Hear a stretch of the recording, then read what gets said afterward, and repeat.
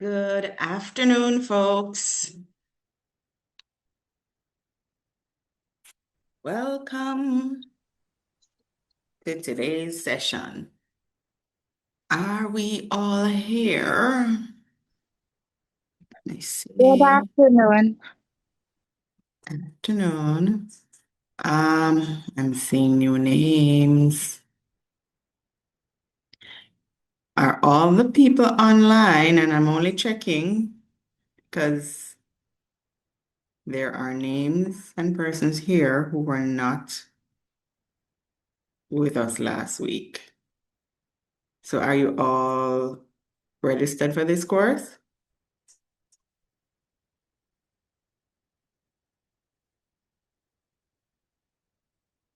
Makisha, Francine. I don't remember seeing you last class.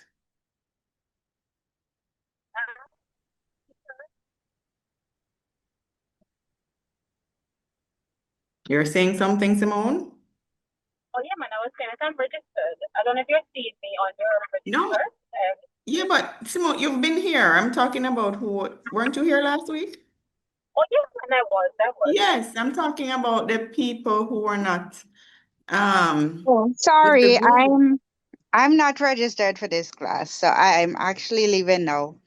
No, I'm not kicking you out. I just wanted to make sure because we had a graded assignment activity last week. So I just was checking to see if people got left out. So I'm not asking in order to kick out anybody. I just want to keep track of who my students are so that I can be accountable for how we proceed. All right. So what we are going to be covering this afternoon, two things. We're going to be looking at social mobilization, um, also termed in some spheres or described as networking. So social mobilization. And we are also going to look at understanding the media. We were scheduled to have another assessment. Well, based on the course outline, we were scheduled to have an assessment today, but because we had deferred the first one or we had delayed it to last week, we will not do an assessment, an in-class assessment today. But what I will do is, and again, learning from what happened last week and there not being adequate time, I will share with you an assignment that you can do in your own time with, of course, it will have a due date. So that will give you the time that you need to go through thoroughly. So it will be more so of a take-home assignment as opposed to one that is done in class. It was supposed to be individual anyway, so you would not necessarily need to gather as a group to complete this assignment. Remember, for this course, your grades are accumulated throughout the course and not so much through a test or an exam. There will be one question on the final MPH exam that's related to health communication, but you won't have a health communication exam, right? That question is still would have been optional. All right. Too much said about that. Let me utilize my time more If you could wisely. just repeat the last part. No, When I it, was saying that you don't have a health communication exam, which is why you have so many graded assignments. Well, not so many. That's why your assignments, whether in class or take home individual assignments, will account for the grade that you get for health communication. And I was also saying that while there isn't a health communication exam per se, your final exam will have a question, a health communication question. However, it is one of the options, the choice questions, like select answer 1, 2, or 3, and 1 might be health communication, 2 might be something else, right? So I was saying that to say that these assignments are what will constitute your grade for the course, right? Thank If you look you. back on your outline, you'll see how they are formatted. All right. All Thank you. right. You're welcome. So let's get right into what's on our agenda for today.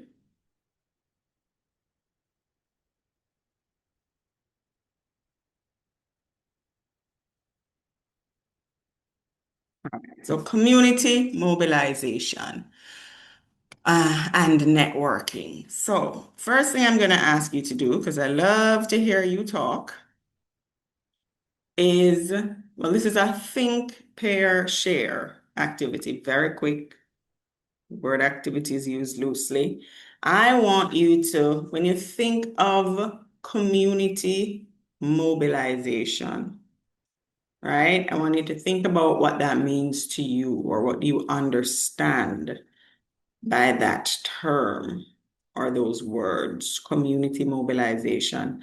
And I want you to just take a moment, think about it, not a very long moment, and put your definitions in the chat. What do you think social mobilization is? Take a brief moment, think about it, and just jot down or just drop your responses in the chat.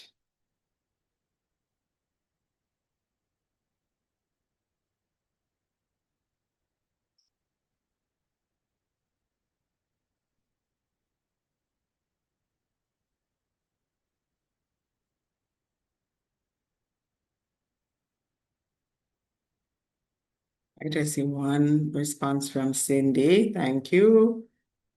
Others are still thinking.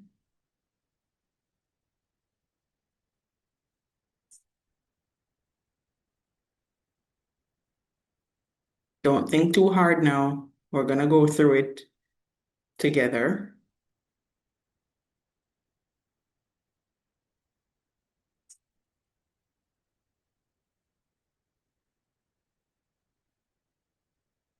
All right, so Cindy says it's the movement of a group of people.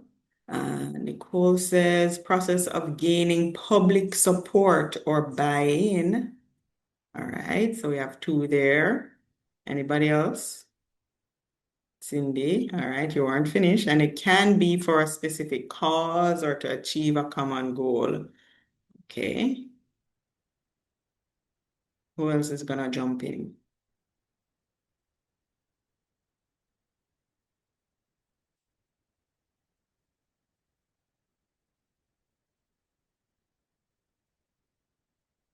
The other is still thinking. All right. We're not going to wait for too long. So let's just get right into it. What is social mobilization? Oh,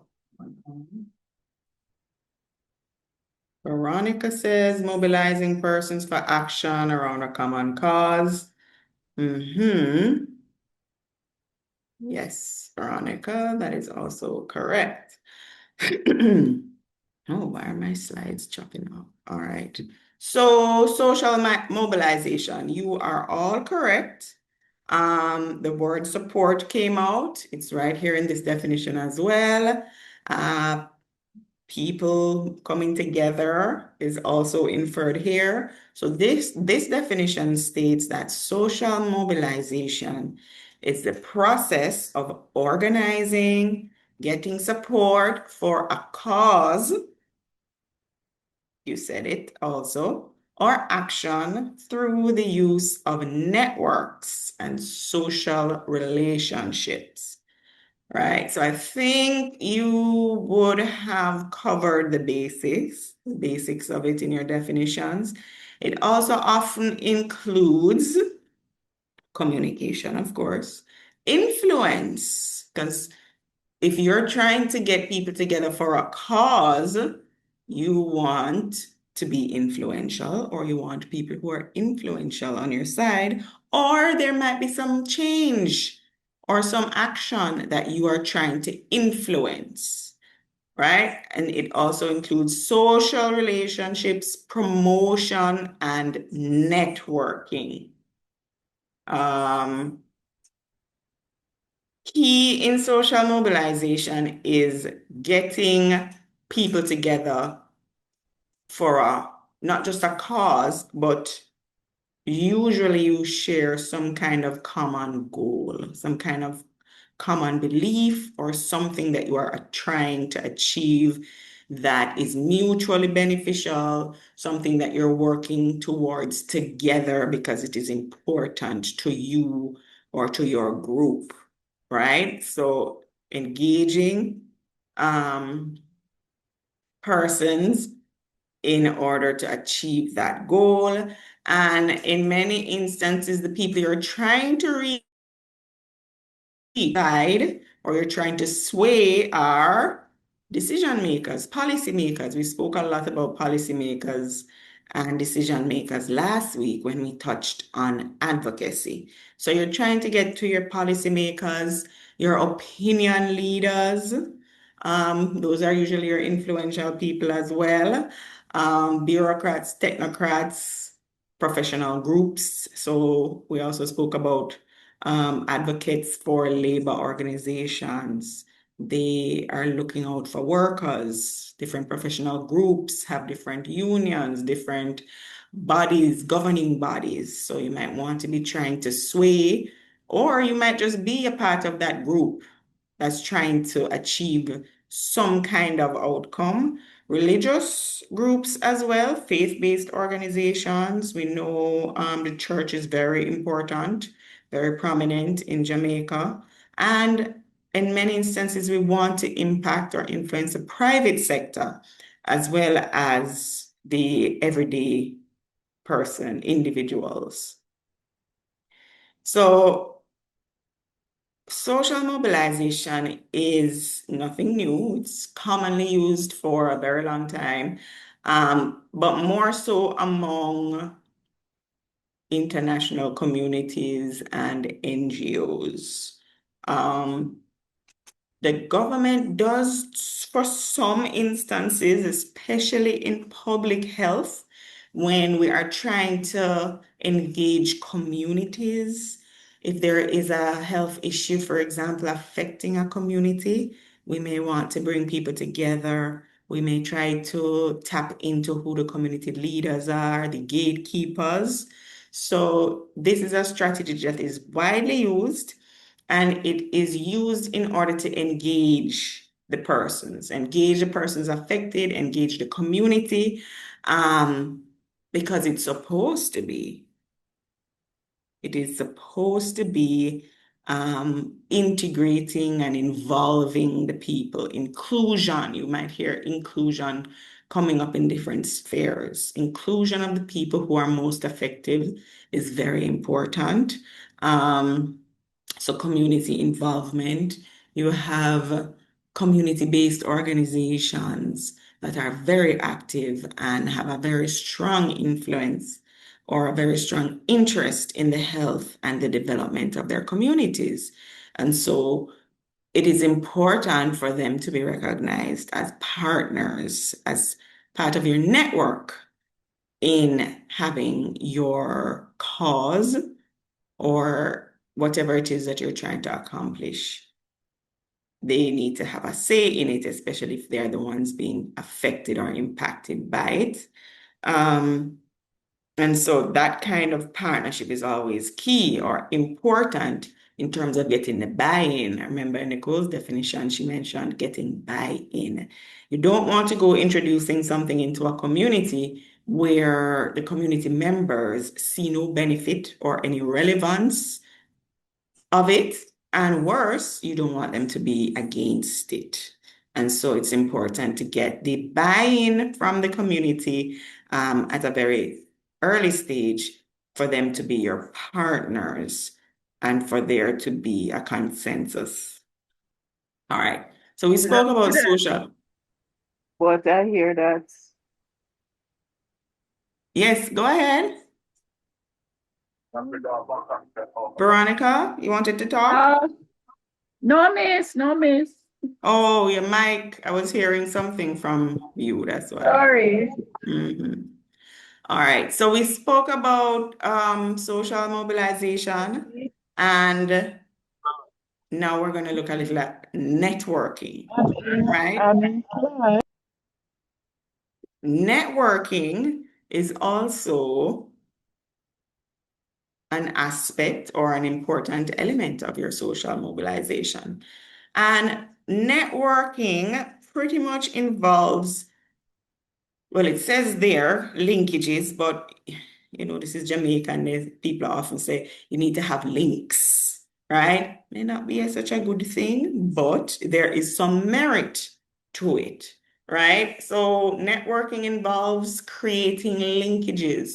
I remember there was a time when people used to say, oh, they're having a networking line, or there was at this particular restaurant or hotel, they would be having a mingle, a business mingle or a whatever. Excuse me.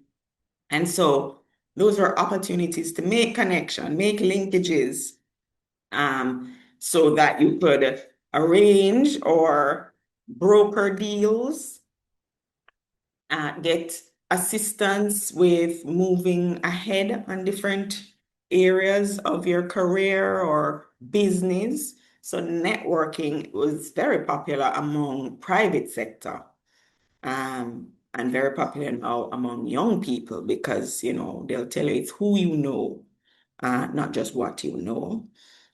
So contacts have always been important. It is also important in public health. It shouldn't be taken for granted and seen as a negative thing, because when it's mutually beneficial or when it's for the good of the public and it's done ethically, it does serve a purpose. All right.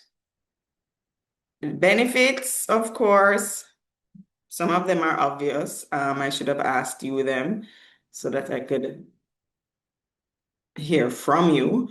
But some of the benefits of networking includes maximizing human capital. So doing, like they say, work smarter, not harder. So if you know somebody that can do this or can the gatekeeper in the community. So rather than it taking you a month to access the community and get to the people and for them to listen to you and not be dismissive, it will be worth your while to speak to whoever the community leader is, the gatekeeper. Convince them, and they will convince the rest of the community members who might be looking to them for guidance, might be looking for them to give their opinion on whether or not they should be receptive to what you are promoting. So it does maximize human capital as well as financial resources. So you're not wasting time and spending money doing things in addition to where you could probably find somebody who would do it as a goodwill. For example, if you were to create a network or a link with a private sector organization that wants to donate something to your facility, clearly you have to ensure that it's done ethically without conflict of interest. But that is a way for you to wisely save on scarce resources. Now, more benefits, increases coverage, diversifies inputs, maximizes outputs. All of these you can go through. How are networks created, right? So before you enter the community, before you go there with your pre-planned package of services, with all of your well laid out proposals, it would be more fitting or best advised for you to do your research first, right? Find out what the community actually needs from the community members and not what you think that they need. You may come up with the same answers, right? What you think they need may very well be what the community actually needs. But ensuring that you engage them and do your research is also a method of participation and including them. And so you're more likely to get the kind of buy-in that you are looking for. So find out what they need. And also, there may be resources available in the community that you're able to tap into. Again, we're talking about the financial resources. They may have a space if it is that you want to have a health fair because vaccination, childhood immunization is low in that particular community. Maybe they are able to help you to mobilize. So you don't have to be printing 100 flyers or even distributing them yourself to promote your initiative. Or maybe they can offer you a church hall. They can give you a space. They can provide additional resources that you would have otherwise had to budget for. So do your research, get people on board, and find out how the partnership can actually help you to save on some resources. Provide services to the community. Don't just go there to talk, but actually make it beneficial for the community. Make it something that is worth their while so that, yes, they have stood there and listened to all that you're saying. How does it benefit them? And utilizing the local media is also a way of getting to the grassroots, as they say, because there are many instances or some instances where the local media is a source of what they perceive to be credible information. And so if you're able to tap into that, then your message is likely to go far. It takes time and effort, but planning is key, right? And so involving the stakeholders is critical. You're going to need skills in interpersonal relationship, motivation, and team building. And of course, we will not leave out working with the media. This is health communication after all, and the media is a big part of it. So don't worry, I'm doing all the talking now, but I do have an activity for you. You know, I always have something to keep you awake. So in order to convince people now, because remember in social networking or social mobilization, it shouldn't be one-sided, right? And people are not automatically going to be interested in what it is that you want to accomplish, right?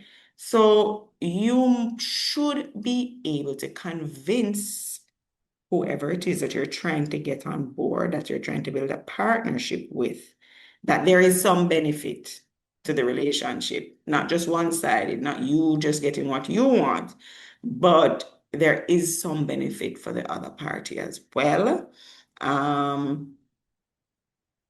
Well, how you create networks as well is to invest in the people. Training is one method, and also going for the multiplier effect. So one person tells another person, remember, you're trying to grow your network. And so whoever you would have created the link with can possibly open doors for you with others that you may not have access to. So, remember I told you I have a little exercise. So this is not intended to be an exhaustive lecture on networking and social mobilization.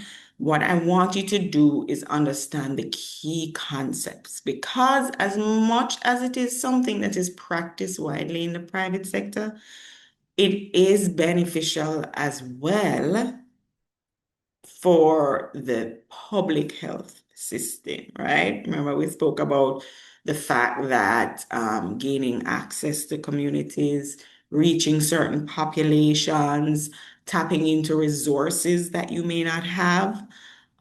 Those are important networking solutions that you could possibly gain. And so I am gonna now ask you guys to practice your networking skills. Have you ever would you consider yourself having to network before? Anybody? Have you ever had to network, build relationships? We're doing it every time you put us in a group. If what? You'll tell I'm when saying what? we're doing it every time you put us in a group. Okay. You've been practicing through this. Oh, okay, all right, okay. So here's what we're going to do.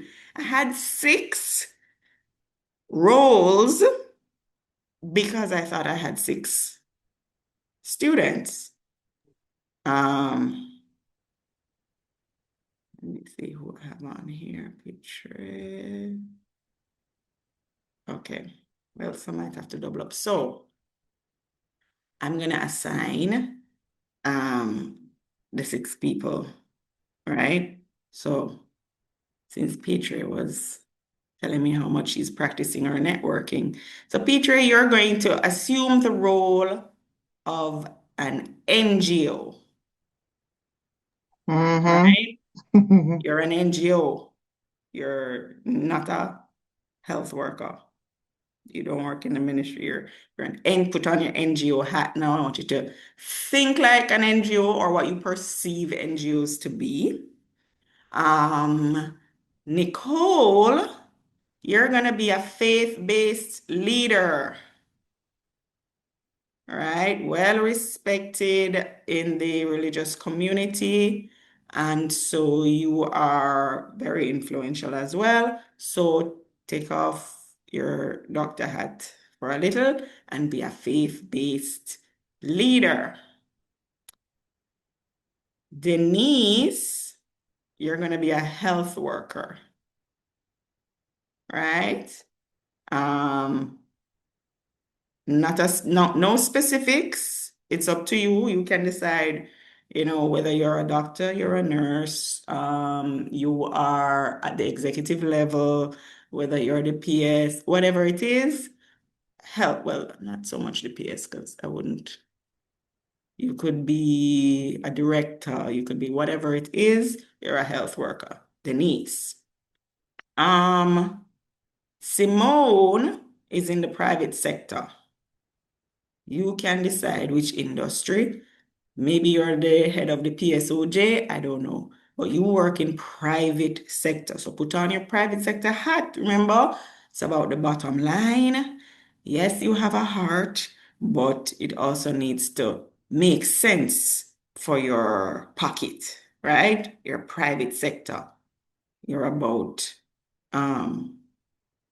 making money and doing business. And then I am going to call on Veronica is the media, right? You're the media. Whether radio, TV, or a big media house that has all of them under their umbrella, you can decide. So Veronica is the media.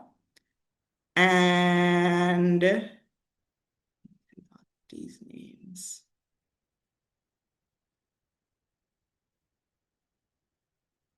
All right. I haven't called Cindy before, right? Or Francine. So both of you are community leaders, right? You, not the Don, right? Not the Don. You're a community leader, you're a community advocate, you speak up on behalf of your community. You want to see your community developed. You want the young people to be gainfully employed. You want a healthy community. You want to see resources in your community that are beneficial. So where's my paper? Yeah, I even had it mapped out who will be in what. So what you're gonna do now is talk to each other. I have 3 rooms. You know of speed dating, right? This is speed networking, not speed dating. So I'm going to pair people. Well, first of all, in the positions that you've been given, think about who you would want who would you want to network with? Who do you want to create a link with? Right? What kind of contacts do you think will be beneficial to you as a health worker, NGO, a faith-based leader? Which of these other colleagues that I have named, or these professions or positions, would be most interesting to you? Which two? So I'm gonna put you in pairs, but you're gonna rotate. You're not gonna get more than 5 minutes with each person that you're gonna interact with. So speed dating, speed networking. And let me just stop here. I want you to capture in your conversation why it is that you want to build an alliance or build a link with this person, right? Why do you want this person? Okay, so I have it here. So I'm going to give you just a sheet. This is just to capture the information. It's not to be overwhelming, just to help your thought process. So, all right, so you're gonna just put your name and the role that you're playing, right? And this is your partnership record now. So who is the partner that you're engaged with? The name and the role that they're playing. So what you're going to be discussing is what you offer. So think about it. What do I offer? What will this person, this NGO, this FBO, this whatever else, what will make them want to partner with me, right? So what do you have to offer? Because remember now, this is networking, you're trying to convince them. And then you have to tell me why you want to partner with them. What do they offer you? What's going to be beneficial for you? And Miss, yes, give me a minute. Give me a couple of minutes, please. I am who is, driving, soon who is reaching. talking? Francine, miss. That? Francine, okay. All right. No problem, Francine. So what is the shared goal between this partnership? Right? Why do you want this partnership? You're trying to build a new hospital. What is it that you're trying to do? And how this partnership supports your mobilization goal. I might not go to that one because I don't want this to take too long, right? So what you have to offer, what they have to offer, and what is the purpose of the partnership.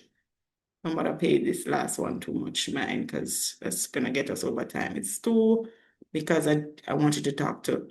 So at the end of your networking, and please don't make this easy for each other. Pretend like it's real.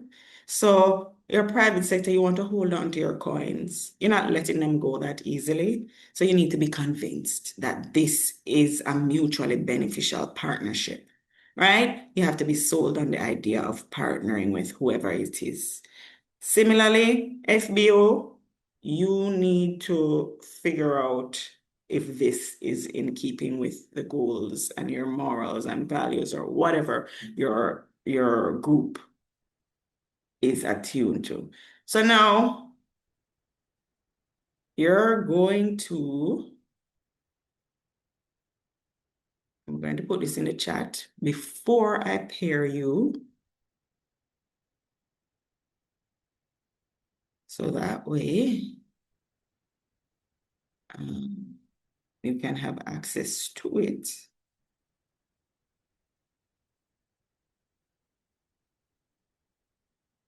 So the issue, I have to give you the issue too. The issue of concern is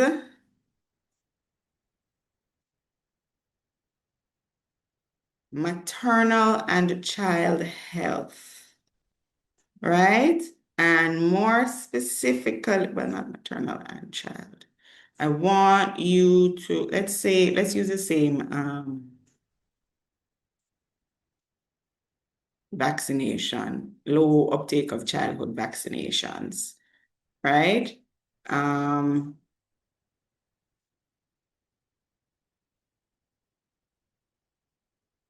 Put it here. That's the issue. That is the concern. So as the community, HPV vaccine.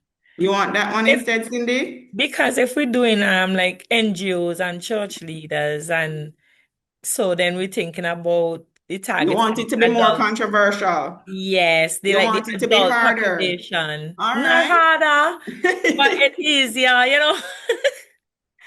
Cindy, you're from St. Vincent? Yes, please. Okay. Yeah, that sounds familiar. I've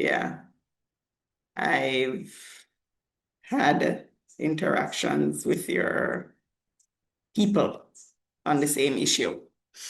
All right. So My the EPI sheet, manager.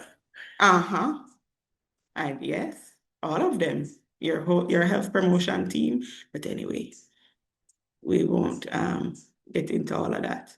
So the sheet is in the chat. So just try and download it, test it, please, before you go, because I don't want to have to put you in the rooms and hear that you can't get the paper. So what you're gonna do is just document. And remember, you only get 5 minutes with each other. That is even too much. I don't want this to take more than 15 minutes, and I'm giving you 3 rotations. So I'm gonna be very exact on my 15. So you have, if you don't and it's the 2 people convincing each other in that 15 minutes. You don't have to be successful. You may be unsuccessful because you can only come back with 2 partners. That means you have to reject somebody, right?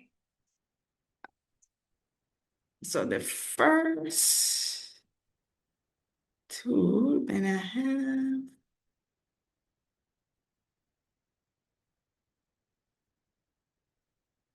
All right, so are we ready? Everybody got the document? So 3 rotations, 5 minutes each. You're coming back with 2 partners.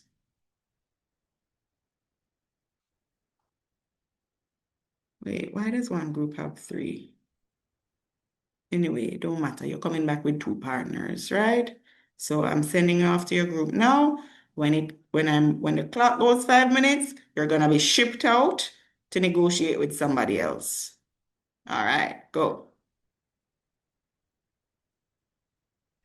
Mr. Strict with the time, boy. Yes, but others are not coming back. Why aren't they coming back? Maybe they're still in a group, Yeah, breakout room. but the group is supposed to close.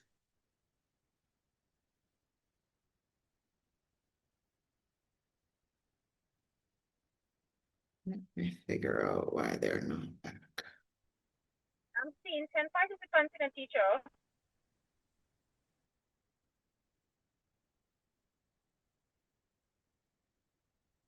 Did you come back on your own, or were you kicked out to come? It told us that the We were breakout room kicked was out. closed. It's closing. Oh, okay.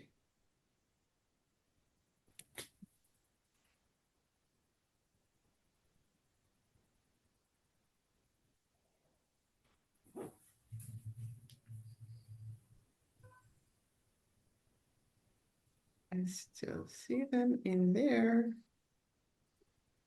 Close.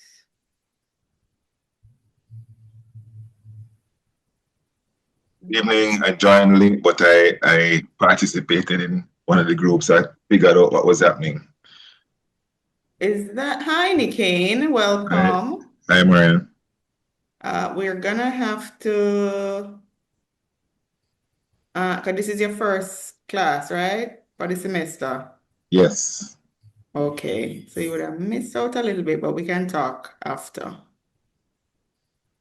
Sure, no problem. Thanks. I still can't figure out.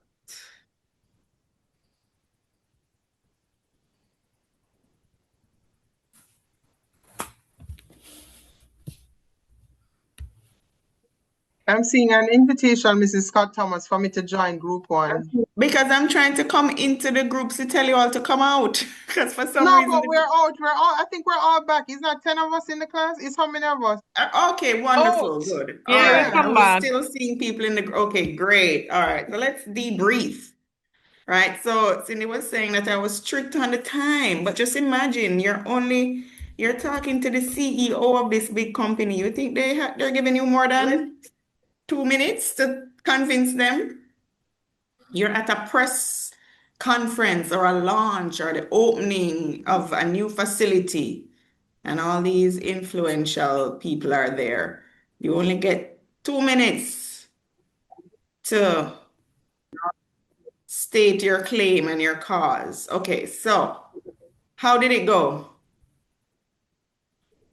What was the experience like? Did each person form 2 connections at minimum? No, Nicole? Okay. Nicole was who again? You were faith-based? faith-based. All right. So the first group, we had some challenge because Denise kept getting bumped out of the group and she wasn't hearing me. So by the time Oh. the 5 minutes was up, we didn't really get to have a discussion. But Mm-hmm. she's the nurse who wanted to use the church hall to talk to parents about getting the vaccine. And I was a Mm-hmm. little hesitant because I didn't know enough about the vaccine to Mm-hmm. in allowing her to come. It's almost Mm-hmm. as if I'm saying I'm agreeing with them getting the vaccine. So I was a Mm-hmm. little hesitant about that. All right. For the media person, she was offering a slot for the church to broadcast something. And of course, again, the church Uh-huh. isn't the voice. So I was a little hesitant about that as well, being the voice at the forefront.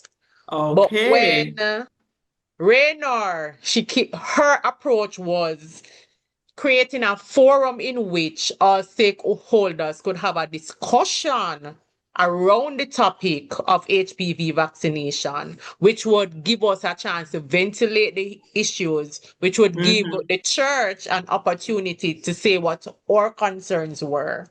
Mm-hmm. So I did you felt form a that was connection with her? yes, Okay, so you have because it one would give the link. church that place one. Okay, It would give so church that place so to say what our problems were or issues were, but also to get clarity because she was inviting all other major stakeholders, so the persons who were expert in the conversation, so we could ask them mhm. the questions directly. So the FBO was able to form a connection with the NGO. Right.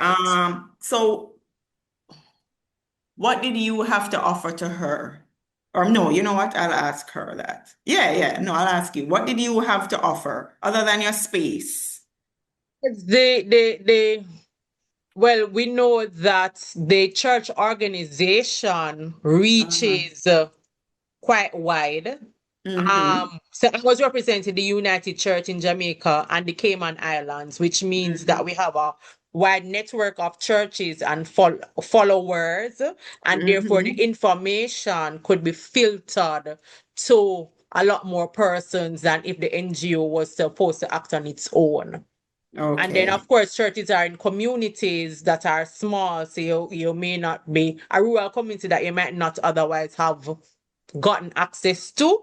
Then the church Mm-hmm. can give you access to that community and to those congregants. So that's how we Okay. looked at it. All right. So mutually beneficial there. Okay. So I'm gonna go to the NGO to tell me who your linkages or your connections were. Okay.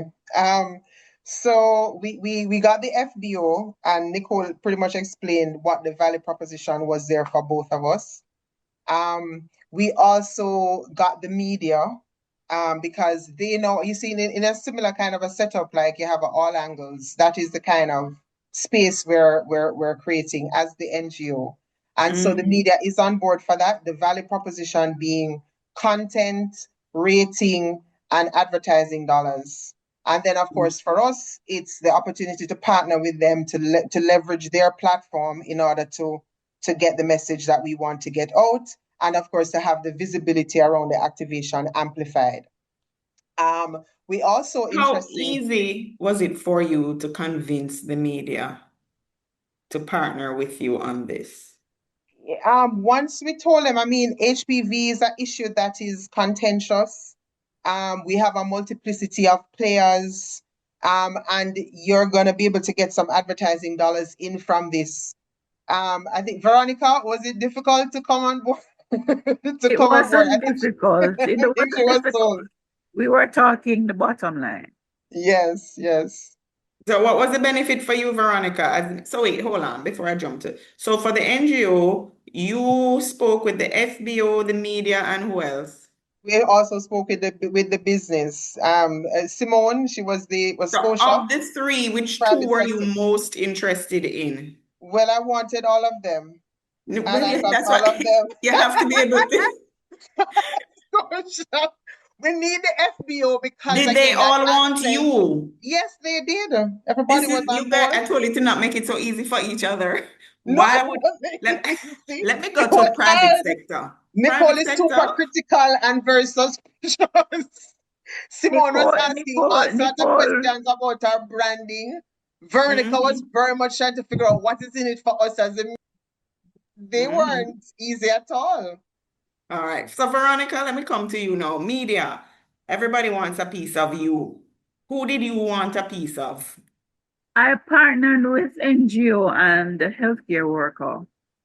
And basically, what was in it for? Why did you want the NGO?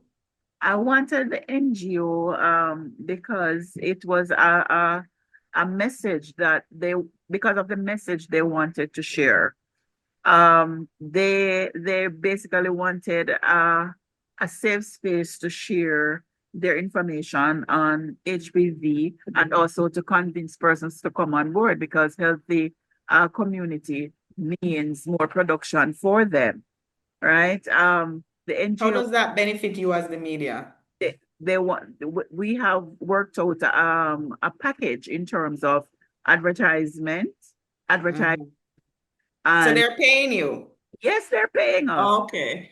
They're paying us lots of money Okay. All right. I to should mobilize tell you say it's free community airtime and see. and get them All on right. board. So NGO and who else? Health Private sector. And the health sector. Now, why would you want to partner with the health sector? What's in it for you? because health sector as well. There was some amount of revenue involved in that. Also, we were thinking of coming up with a child month piece, and they were offering that. They were offering a content, and it is something that we thought would have gotten a lot of ratings because bringing that information across, persons now would have a chance to be able to have discussions directly with the workers and to have their myths cleared up and so on. And we thought that that could have been a sensational piece along with shared information. So it's a good place for our content and also our ratings. All right, I hear you. Private sector. What was your outcome? So I ended up partnering with two community leaders and Williams Raynor, who would have been representing NGOX. So Williams Raynor, she was very But convincing. she never partnered with you. Did she? Yes, she did. Yes, Oh, I yeah. told you I got three. No, but Petrie, the point was that you were supposed to have somebody that you rejected. But we need the money from Scotia to pay for the advertising Okay, dollars with ma'am. them. All right. Okay. So nobody, so yeah, I needed somebody to be rejected. But anyway, go ahead, private sector. What was the benefit for you in all of this? This is that for Williams Raynor, her NGO promised that we would be well represented in terms of we would be well advertised, so our company would be all over whatever they had planned to do. We would also be, our insurance component would also be advertised, so we could expect that a number of new clients would come in from their intervention. For the two community leaders, I think it was Claire Moore, it was Cindy and who was the other Francine. person? And Francine, right. So what they promised is that we would get a space at their health fair where we could come in and set up a booth, and we could also open new accounts, and we would have branding all over. So that is something that Scotia, would like. So we were also willing to partner with the two community leaders. So that was for us. That was for Scotia. All right. And the community leaders, who are your partners? My partner was private sector, this Scotia. As Simone said, we were having a health promotion activity, and they were to sponsor the space to host same, where we educate persons within our community about HPV vaccine and its aid and debate to cancer prevention, cervical cancer prevention. So what did you want from them?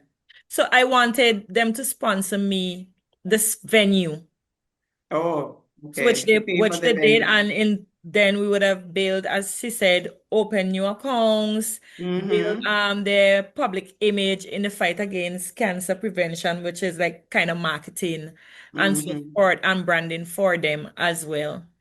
And I also partnered with the public health nurse.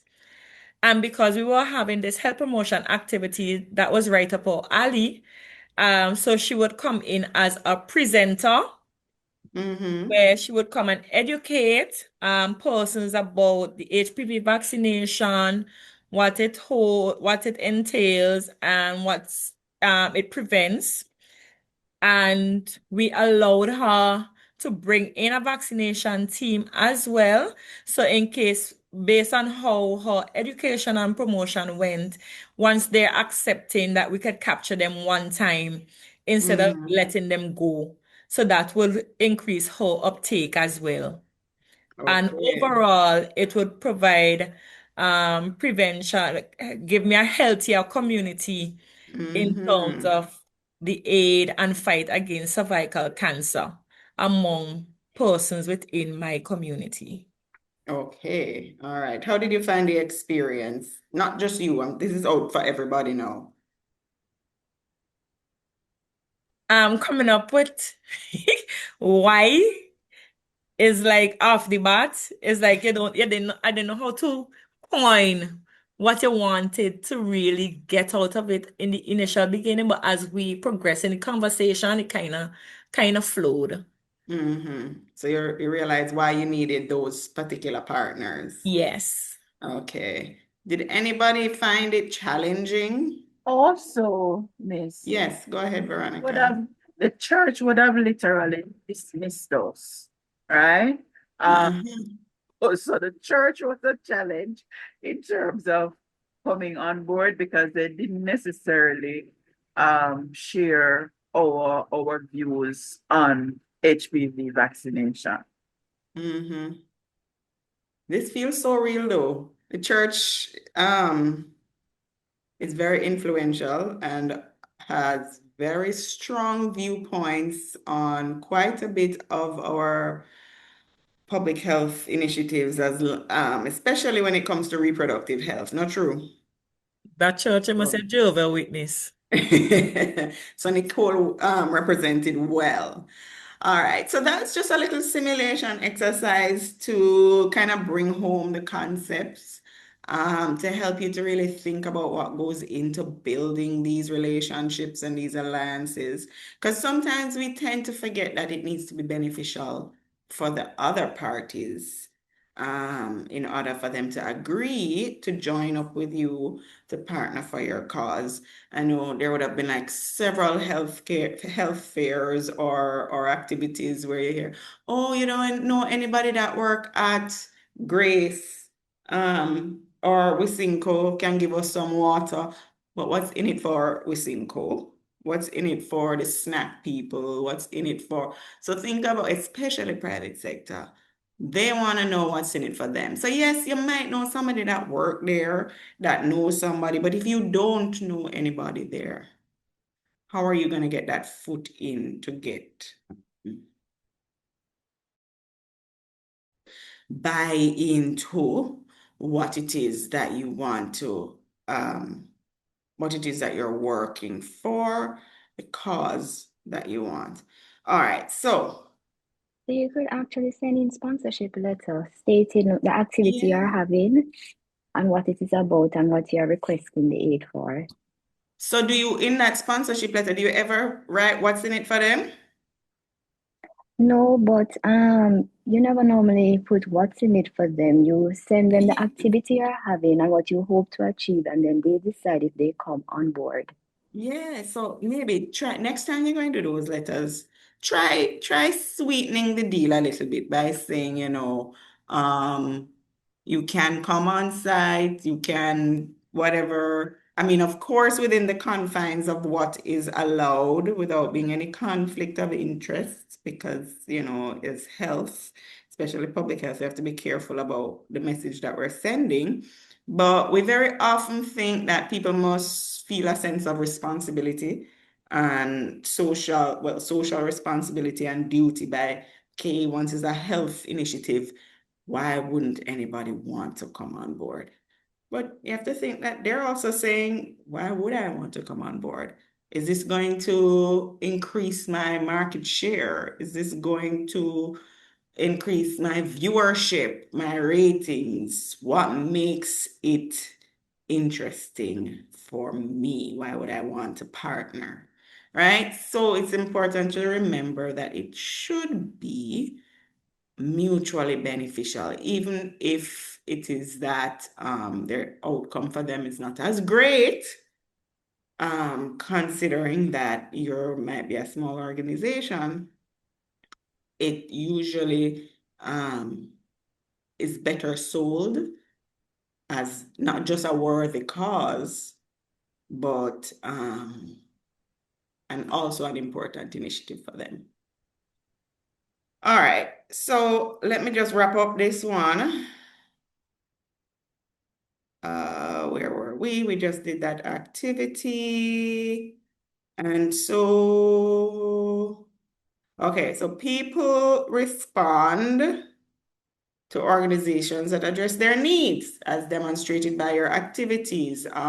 So the community leaders wanted to bring awareness to their community, wanted to get people vaccinated. And so they saw this as a need that was being met. The NGOs, everybody pretty much saw where they could benefit. So it needs to respond and address their needs. It allows people to make new contacts, get new information, new services, and also you can build community trust. So the best way to mobilize and create networks is to provide service to the communities. And I think that we are very much aware of in public health. That's what we do. That is our mandate.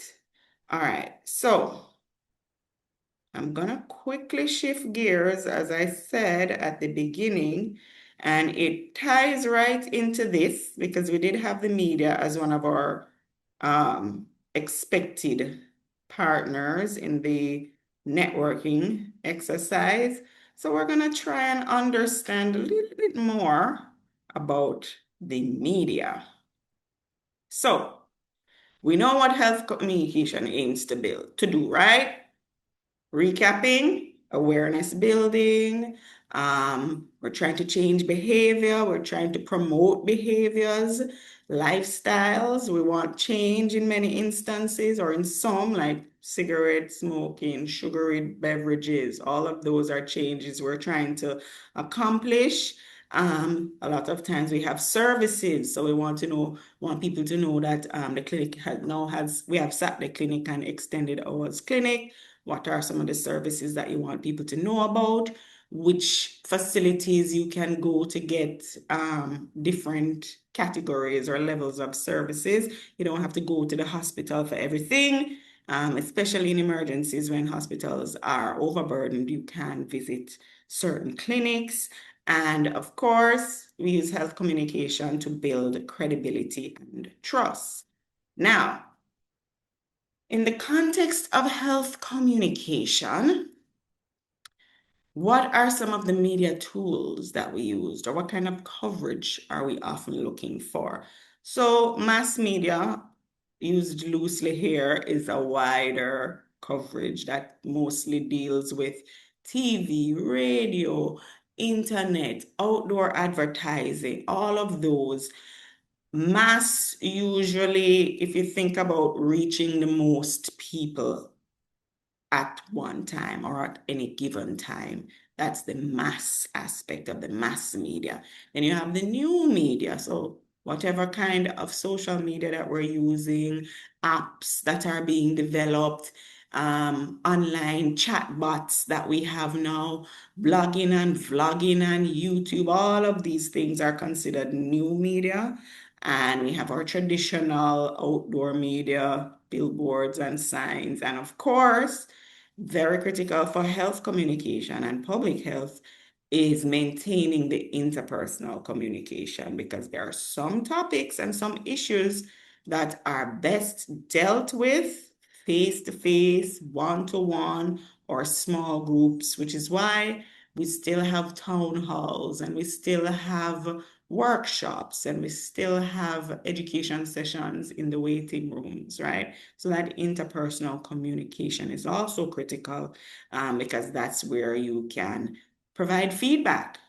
The benefit of the interpersonal as opposed to the others is that you're able to have, so the others are one way. You are sending out information. You're not necessarily getting any feedback from your audience. But when you have those interpersonal, then it can become conversations. You can dispel myths. You can clarify any misunderstanding or misinformation. So multiple sources. And so selecting the type of media or the type of communication tool is mostly based on what it is you're trying to achieve or what is your objective, right? Now, in public health, we like free media. Sorry, It's not Mrs. all. Scott Thomas, Yes, ma'am. I have a question. Yes, please. About your earlier slide. I noticed that you included placards as one of the media. Can Yes. you elaborate on that choice for health communication? Since, I mean, typically, when you think placards, you think demonstration. Yes. How do you kind of situate it in the health comms space? All right, let me give you an example. I think there is there an ad? I don't know why there's an ad coming to my mind now on the same Heart Foundation sugary beverage, when they were saying, we want this out of our schools, or we want, so it's like, so demonstrations in our minds are sometimes or more often seen as negative, right? So if we are able to, let's say, when we were having the smoking ban and we wanted to advocate and say, okay, no smoking in public spaces, so you can have health messages. I think I'm trying to remember if I didn't see the Minister of Health, like there was a move for health. or Jamaica Moves initiative, or it was a mosquito control. Don't It is remember. it Which is one is it? Where missing he's holding up a placard with a health message, and missing different healthcare though. workers were doing the same. There was a situation when the nurse was beaten up No, not and they that had one. I'm saying that is Yes. one of the instances where there were placards involved as well. But I mean, I do see where you're going. So it Mm-hmm. apart from the use of the medium, meaning the way it looks, Mm-hmm. also the tone of the messaging. Mm-hmm. Just like you said with the Heart Foundation, like they say, we want whatever. You know, there's a Yes. kind of advocacy that's implied in the language of the placard, is kind of what I hear you saying. That we Yes. can utilize. Okay. Okay. Yes. Yeah, but Also, yes, Veronica. Mm-hmm. also the one we had watched Missy the Mosquito, and they had placards saying we want to bite, help us to bite too. So that Okay. literally took the message Yes. across. Okay, yes. But I'm trying to still think in my mind where I am seeing this one, because the community health aides were, because I remember the blue uniform being very prominent and they had cards. I'm trying to remember if it was dengue or whatever it was, and the minister was there. But you're right, Petrie, in terms of the violence against the healthcare workers with the nurse and all of that. So yes, placards in the sense of it's a message, and it's being public because multiple people are seeing it on a placard because it's big and bold, and often it catches media attention. Mm-hmm. Can I also say, and maybe this is me spinning a little bit, right? Like trying to make a case for it, but it feels, because of the nature of it, that it gives local sort of everyday average people an opportunity to also form part of the communication, the health communication work. You know, you can just draw a marker, put a piece of cardboard on a thing, and you immediately become a part of the advocacy around one health issue or another. So maybe, to my mind, that is also another plus for the use of a placard, you know, that giving access to local communities or local actors. Yeah. Mm-hmm. Yeah, that is also an important point. Yes, yes. So those are ways in which we can spin it, like you say, something that's usually perceived as negative for a positive outcome. All right. So free coverage, news, if it's newsworthy, and it may or may not be what we want on the news. But news is one of the free mechanisms.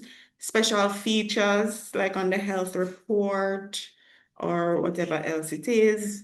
Those are free health communication cover. Opinion pieces in a newspaper or talk shows where you're able, Smile Jamaica, you can come on and you can talk about whatever is topical health-wise, entertainment programs. If you're trying to reach a certain segment of the population based on their viewership and where they're more likely to be watching programs.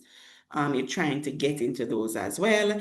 And PSAs, public service announcement, which may be free and maybe using JIS. It could be because they're supposed to have some allotted free time. Okay, so for news, okay, news is news, but it has to be considered new. That's for one. So it's not the same routine information. It has to be something that has recently occurred or something of national importance or something that's affecting a wide segment of the population for it to really make the news. Features are your softer stories, looking at the more emotional side of things. So for example, the health report may be talking about kidney disease and, what people are going through and, trying to help motivate people to either try to avoid it if they can, prevent developing certain diseases, and how to get treatment and what their options are. So those are the softer stories that are also likely to be free opinion pieces, so letters to the editors, or even feature stories or feature pieces that you can send to the newspapers. May not always get picked up, but it is worth trying. And yeah, spoke about the rest of them, the entertainment programs and the PSAs. So what is news? Is every health issue news, right? We want the things we want often to be in the news are not necessarily the things that the news picks up, or how they report it may not be how we would prefer for it to be reported. So the news we tend to have less control over, but you're also likely to reach a large segment of the population with the news, right? So the news, they want new information, newly discovered, or newly disclosed, significantly affecting the population or a wide cross-section of audience. Not necessarily controversial, but oftentimes is. And we know the sources, the TV, the radio, and oftentimes if people hear it or see it on the news, it is believable. The news segments have great credibility with the population. And so people listen to the news for credible reporting and information and guidance. And so therefore, the newsroom and journalists are very important allies to have on your side. Like I said, you have less control because they're likely to report the news in the way that is going to get the most attention, whether it's good or bad attention. Unequal partners. All right. Conflict of interest, right? Regarding what is newsworthy. So you may want to report on,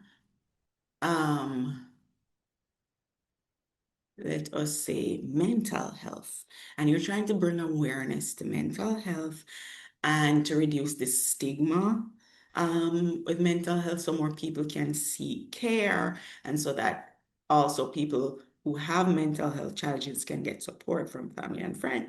Well, the news may try to highlight the more troublesome parts of and the more stigmatized parts of mental health, right? So how harmful people can become with mental health disorders. They may go and dig up some data to say this amount of persons committed crime because of mental health disorders or issues that they have had. So it's what we are trying to bring attention to might be different from what they want to bring attention to. Also, sometimes the perception is that you're trying to hide something, so they might go digging for more. So you put out the information, and then they go and do their investigative journalism and find other things, and without getting the feedback or the input from the expert, but rather reporting it nonetheless, right?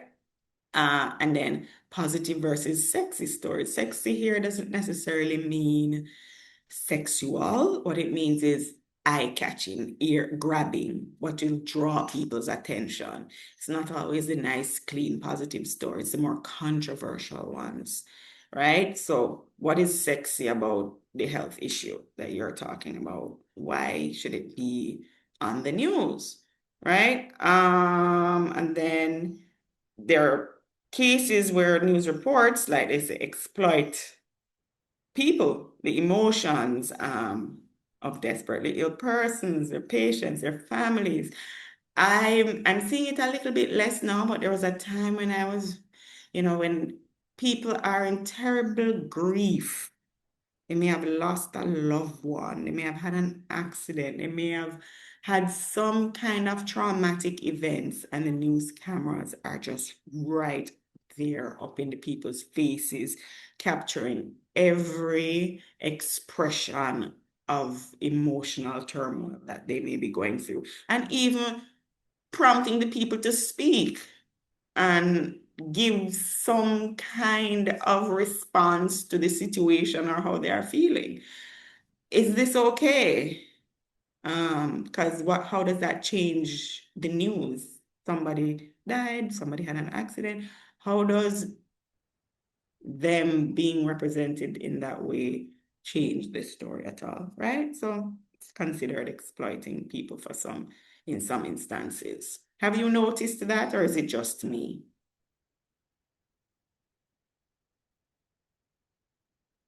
Anybody want to comment on whether or not the media may be exploiting people? All right. Let's go. Yes, I agree with you. There are many people who they're given their circumstances. I don't know how well they're able to even recognize that they're being used or exploited. But the way the story is portrayed, even the showing of homes and sometimes children and that kind of a situation.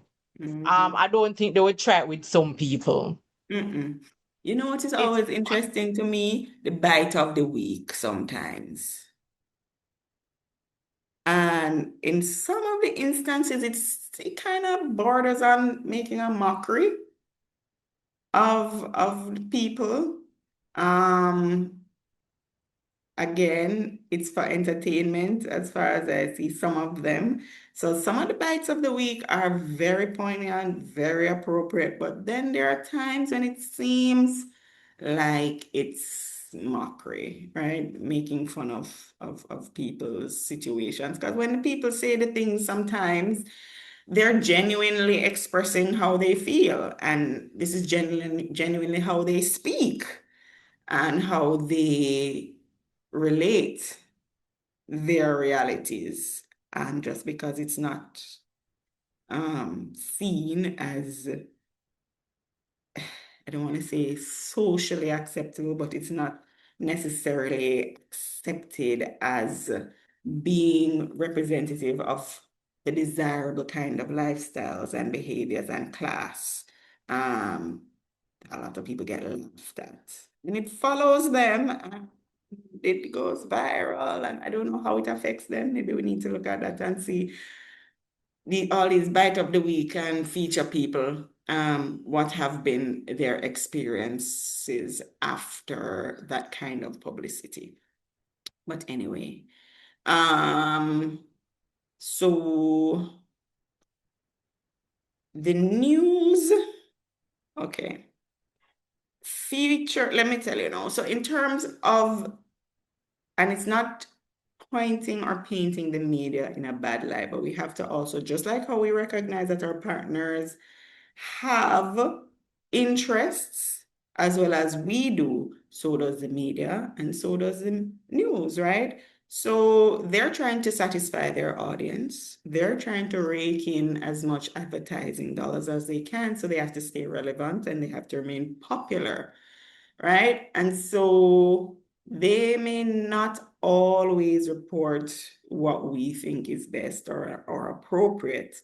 And also because they have so much competition. There was a time when your news was only coming from TVJ or CVM or RJR and other stations, of course, but those were the more popular and more common. Now they have to be competing with social media and different influencers and all these personalities. And now you even have expert commentators. You have Twitter that's on, no, I don't name so again, X. So they have to try to remain relevant, right? And so a lot of their activities display that need to become or to remain relevant and important. All right. So what the media is trying to do is also trying to give information that is understandable and accurate, right? And also it needs to be useful for their audience. It needs to meet the needs of their audience and not necessarily your need as the public health expert. Is this something their audience is going to be interested in? That's a question they're going to be asking most. Why should I cover this story? How does it benefit not just us, but my audience? Because my goal is to keep my audience, right?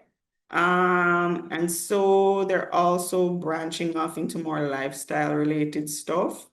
And those also are areas and opportunities for us to include more health communication and more health information. All right, so there's this quote at the top that I want you to think about for a Sorry, little. Mrs. Scott Thomas, before you go Yes, on, though. ma'am. In the slide before, I noticed that you say that the emphasis is not on publishing first. Well, some of them, yeah. No. Yes. Yeah. Maybe I should have put it is on. They want breaking news. So yes, Yeah, you are ma'am. absolutely right. Yeah. They want to be the first to report it, and they're competing with each other. Not just with other media, but other television. So TVG and CVM are competing. So the TV stations compete with each other. So yes, they absolutely. So I need to fix that. They want to publish first as well. Breaking news, they want to hear this is a TVJ exclusive. So, they're the ones that know about it first or uncovered this story. So yes, you're right. Thank you for picking that up, Petrie. So the quote says, the function of the press in society is to inform, but its role is to make money. With that, their main objective is to get the attention of their audience. They want to build their audience. They want a large audience because that means they're able to charge more for advertising. If you're to compare advertising rates, because they don't all charge the same thing, the more popular the media house, the higher their rates are. So if they're able to show that this is the station people are listening to, this is the channel they're watching, then they're likely to fetch more income for their advertising spots. So they want to expand their audience. Bottom line is important. And so we as public health personnel, practitioners, health communicators, should recognize this as a challenge, right? So it's not personal. It's like, no, Petrie, I'm sorry.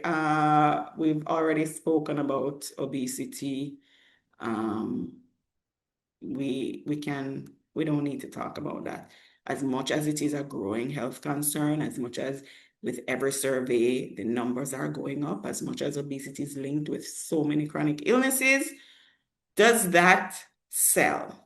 Or is my audience interested in that? No, but maybe if you come back now and you tell them about some particular illness or whatever it is, and it's affecting a large portion of their population. The challenge is how you spin it. How will you make it interesting, and how will you ensure that it is something that their audience wants to know about? So how you spice it up without misrepresenting, right?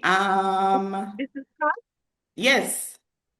Yes, good afternoon again. So I wanted to ask if JIS would be considered a part of this media, even though it's I believe it's government owned. So is it still considered media? It is, but it's not competitive media. So it's government owned, and so but you have to compete in it, because remember, JIS gets a small amount of airtime. Peter can tell us, clarify. And so we think about all of the government ministries that want to tap into that, right? So it's challenging sometimes to get JIS to cover what you have, and they're likely to cover it if the minister is there or the PS is there. It has to be somebody that is going to be recognized, somebody that is, I don't want to say of importance, but somebody who is influential.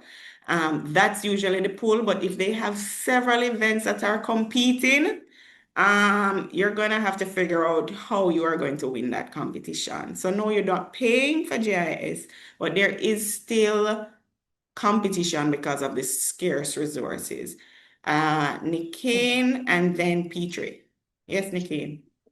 Yes, I was just thinking along the same vein regarding GIS, that in terms of competition, they have access. I think there's this, I hear it on most radio stations and television media, that there's a time that's allotted for government to air matters pertaining to government. And usually it's through GIS. So in that sense, they still get the government still gets, for want of a better phrasing, gets their way in terms of using your platform. So in terms of the competitive nature of media houses, would you really place GIS in the same grouping or category? No, I would not. But I'm curious to hear what Peter has to say Okay. about, because it's along that same discussion line, right, Peter?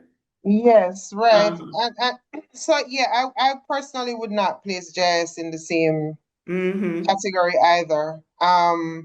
Like you say, it's more sort of government focused. But the truth is that GIS is a true ally for us in public health, and in the government service. And they have really good quality journalists who work for them. So you will get some rigor out of the stories that are produced. But in terms of like the reach that you're going to get out of it, it is a little bit different than with the other media, paid media, as it were. And then even when you think about the spots that are available for public broadcasting, those are not necessarily going to be the prime spots. No. So you have the spots, not but it's prime not time. prime time news. So again, the issue of who you're trying to reach and so on, you have to kind of think through some of those things. I really want to say though that based on everything you've said to us, Mrs. Scott Thomas, about the media, this is why it is important for us, that little session that we did, the exercise about networking and so on, we do need to cultivate a relationship with the media.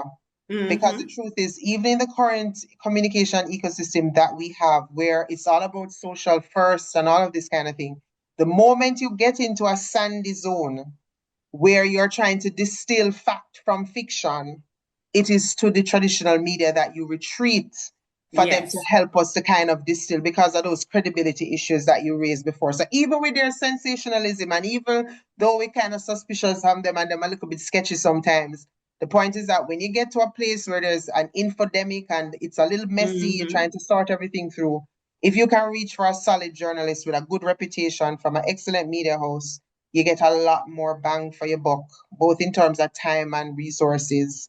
So it is important for us in public health to engage the media, to network with them, to build the relationships with them, so that we have less of the sensationalism and more of the kind of quality, sustainable reporting that we want to see. Absolutely. Yeah, so I agree. So GIS is great, but the reach is the challenge, and I still think the competition with them having so much to cover, because public health is just one part of that. They still have to cover education, they still have to cover agriculture, they have to cover a lot. But to the Sorry. point, If you don't have the minister and it's a busy day for GIS, you're not gonna get GIS. Not the permanent secretary, not nobody. Have to be GIS. Have to be the minister. Sorry. Absolutely, yeah. And so building the relationship with the media, like I said, is very important. I remember way back in the day of HIV, they used to have media training because, again, of stigmatizing language. And it's not that the journalists wanted to be stigmatizing in their language, but they didn't necessarily understand stigma and how reporting, the way they report sometimes, and I find that quite a number of the journalists are open to being engaged and are open to building those relationships because they recognize the benefit of partnering with public health officials and public health workers as well, because there will become times when they want to know certain things and they will reach out. Yeah. All right. So what do you think about this? The function of the press in society is to inform, but its role is to make money. How does this affect health messaging? I think we kind of covered it.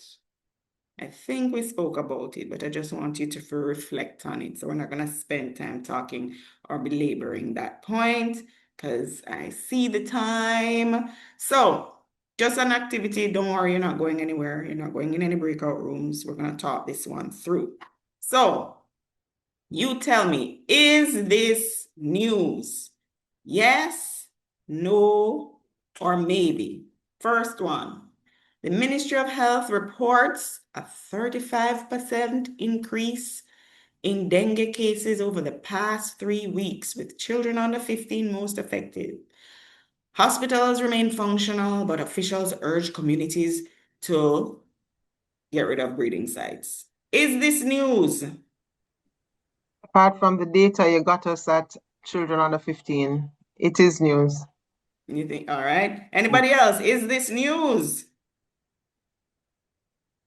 What kind of coverage? Well, we kind of say news, right? So this would make the 7 o'clock on TVJ. And I don't remember, I think CVM is also doing 7 o'clock. So yes, you're right. Because of the impact. So the increase, the marked increase. So you can see that impact there. And also emotion is triggered. Children under 15, once you start talking about children, it becomes a topical issue. You're tugging on people's heartstrings. So yes, emotional appeal as well as urgency. So this would make news. Second, teen living positively with HIV. A 17-year-old student publicly shares her experience of living positively with HIV, excelling in school and advocating against stigma. Is this news? So that's a feature story. But if it's tamarind season in the media, like around December, where nothing not to pop off, this might get a cover story. You know? Yeah. So for me, this is more like a feature, like you said, a feature story, not headlines, not hard news at all, barely news. It's a human interest story. So perhaps the health report, well, not even the health report, because they usually get into some of the technical details about illnesses and diseases, but it is a feature, whether in the paper, whether the person is going to come on one of Sim Soul session or whatever. So it's a talk show. It's a softer kind of news. Well, not news, softer coverage. So feature stories more likely to be the kind of coverage you would get. Third one, extended opening hours at a clinic. Is this news? A health center in a rural parish extends its opening hours to evenings twice per week to improve access for working adults. Is this news? News. Nikki, you think this is news? Unless it is in response to like a outbreak of something. Yeah, So if it was like COVID or we're having a dengue outbreak and it's in relation to that, so you're saying people can go now to this place, then yes. But if not, and it's just a regular, worse is a rural parish. No, not happening. Yeah. So why I scream that it's news is because I'm doing that right now, and we have a lot of patients turning up in the evenings and the weekends because they now have access to primary health care services that they can't get. Hear what I agree with, Nikki. This is local promotion. right? So if you have like, I don't know if community radio and community TV and those things are still a thing. I know some regions, I know Cornwall has a whole newspaper for themselves, and I don't remember where else. But this is not likely to be TVJ kind of news, right? This is really like a local news, local feature, local promotion, or a service feature. So like maybe JIS through the various avenues, because JIS is not just TV and radio, they do all the media, they do the TV and the internet and everything. So I think it's more like a service feature in JIS or your local parish media, whatever is available, right? Okay, next one. So Policy. sorry. So Yes. I'm somewhere like at a bridge between. So Nicole, I think, made a very good point. Like, if there's some context to this, contextually, if like we have an outbreak and so on, it will make the thing.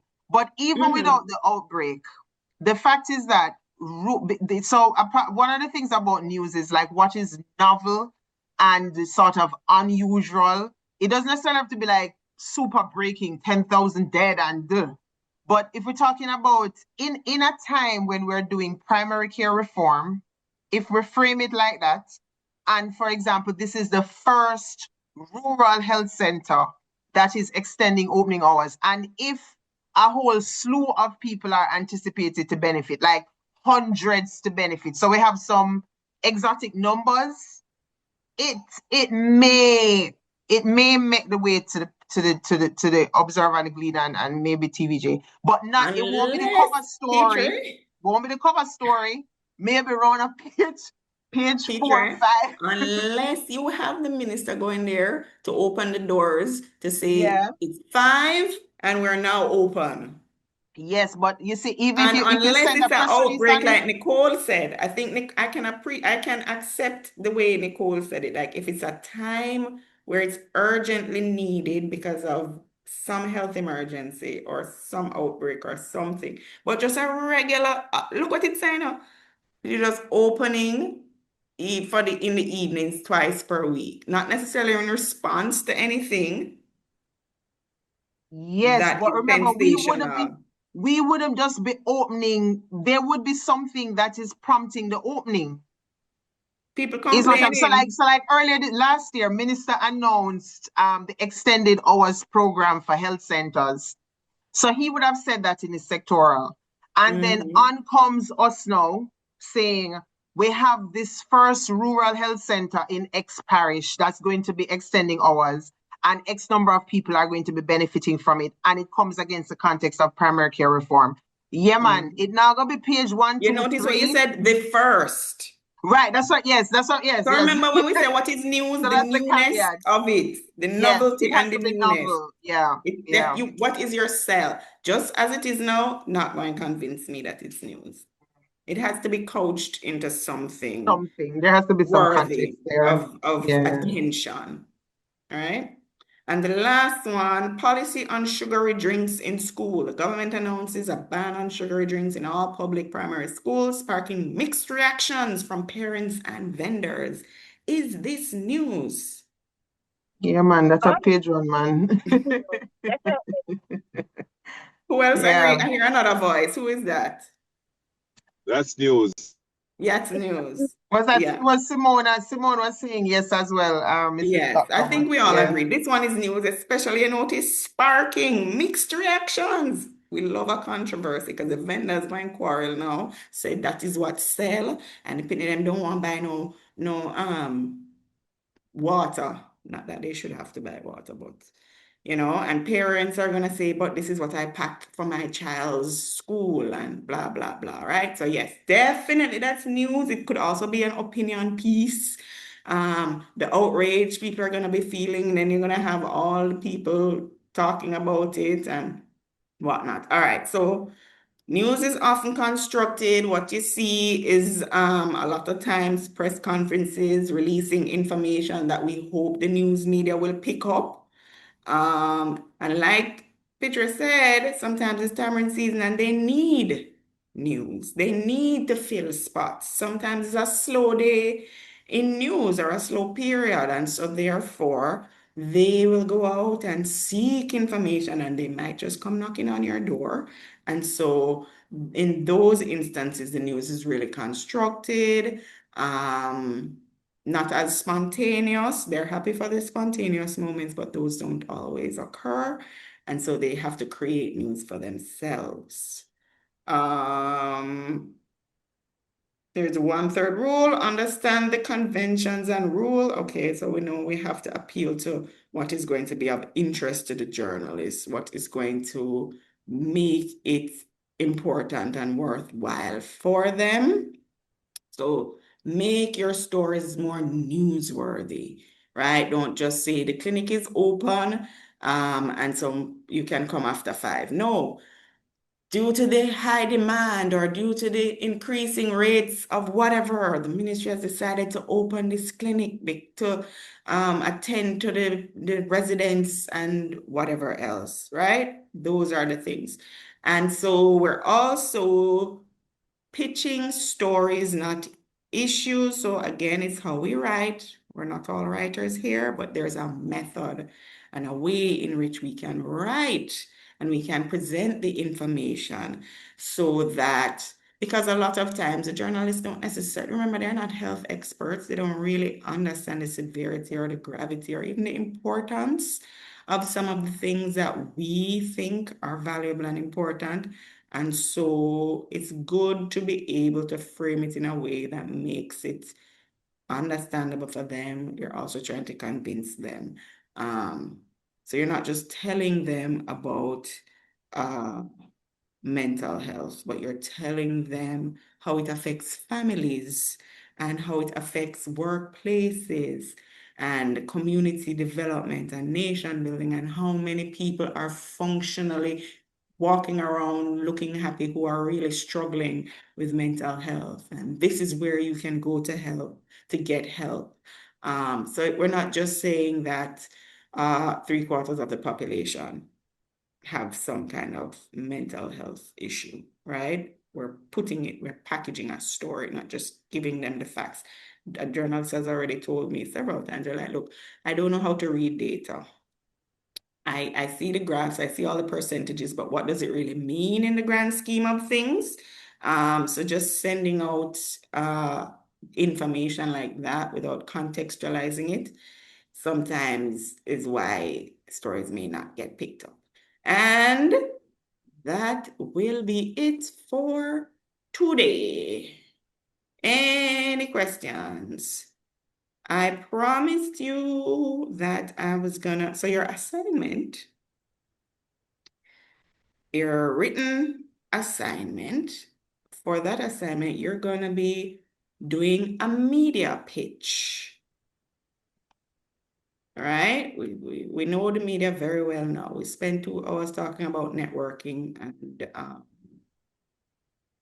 mobilizing and understanding the media. So for the next assignment, you're going to be doing a media pitch. I am going to email it as usual, but almost every class I see new names that I don't have on my list of emails. So I'm gonna ask you until I get it from Miss Prince and the MPH office to just drop it in the chat so I can email you the assignment. I'm also going to put the chat in here so that you can access it by either downloading it now or when you get it by email. So right now, that might be the most efficient way to do it. And when is this due? I don't remember. I think it is due next week, and it's I think I have Nurse Charles already, but I'm gonna write it again. So Nikin, And Francine, who else don't I have? Use charles26@gmail. All right, so anybody who's okay, I see yours, Nikki. Mason@gmail. So Nikki, we already did one assignment that accounts for 15% of the final grade. So we're gonna have to figure out what happens in that regard. I'll have to consult with the office, with the MPH office, to see how we treat situations like that. All right, so the assignment is in the chat. I'm also going to send it by email so that you can access it.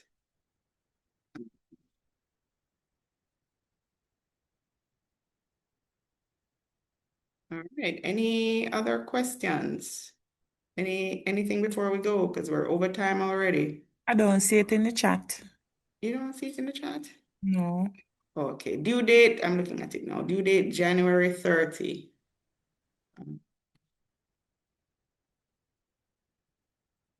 And it's just 2 pages max. So you're doing your media pitch. You're trying to convince the media to you picking your own health issue. Because sometimes I find if it's something you're more passionate about, something you're very interested in, you will write more confidently and passionately about it. All right, I've sent it again. Francine's email.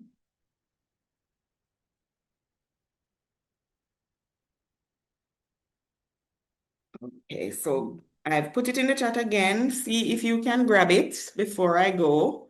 Failing that, I will still also email it to the ones I have before and these that I've gotten since today. And I'm still not seeing it in the chat, Mrs. Scott Thomas. oh wait, sorry, I seem to have been only sending it to one person. Not in Oh. it either. Sorry, yeah, you're right. I did not select everybody. You are right. Now it's there. Tell me that you see it. We do. Thank you so much. Great. All right, so just download it because I think if I leave the meeting, it might disappear. So thank you all for your time, your attention, your participation, and do have a wonderful evening. Bye. Thank you, and the same to you. Take care, everybody.